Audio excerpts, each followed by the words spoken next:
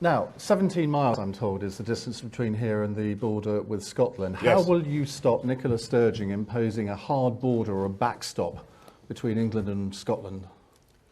If Nicola Sturgeon should be so, I think, I want to be polite to my words, but deranged springs to mind, as to impose a hard border on people coming from Scotland, from England to the rest of the UK to Scotland, on goods, services coming from England, the rest of the UK to Scotland.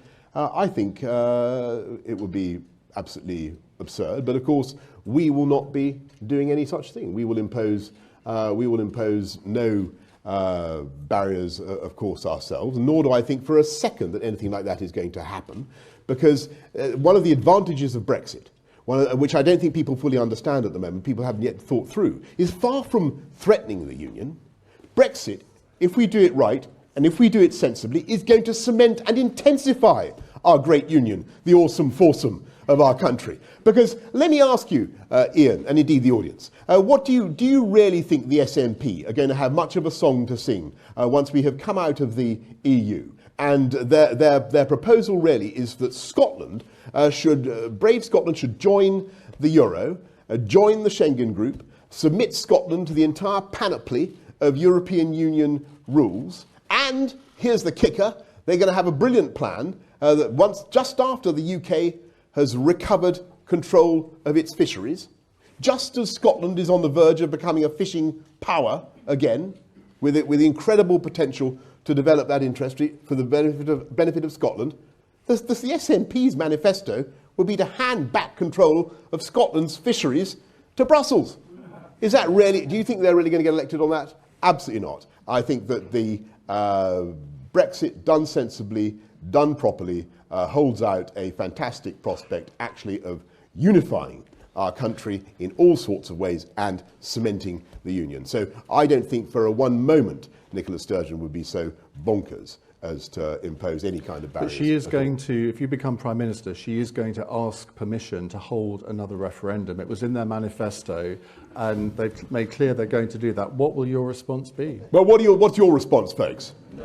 I mean, I sympathise very much with the audience here today. I cannot You're going for to the let life of Carlisle govern whether there'll be another referendum. I think Carlisle is right, and there should, you know, we held a referendum in 2014. It was actually a very substantially debated matter. People honestly and expertly discussed the issues, rather like a subsequent referendum, I may say, and they came, in both cases, to the right conclusion. And in the case of the Scottish referendum, it was made absolutely clear at the time that it was a once-in-a-generation event, and I see no point at all in going over that again. And you know, whatever you may say about referendums, they do divide people one from another. They do divide families. They do divide societies. And I think what we all want now, what I think people overwhelmingly want in this country, is for us to come together and to unite. And that goes for the UK as well as for society. In their manifesto when they won the last Scottish parliamentary election. So that does give them a mandate for another referendum, does it not? Well, actually, I think one of the interesting things since in my time in coming back to Westminster has been the extraordinary rebirth of the Conservative Party in Scotland.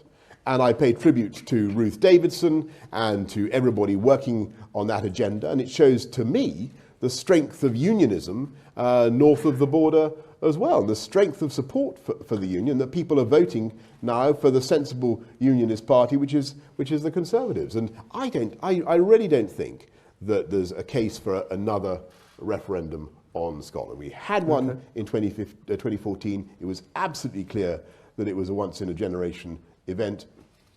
I don't think we want another one.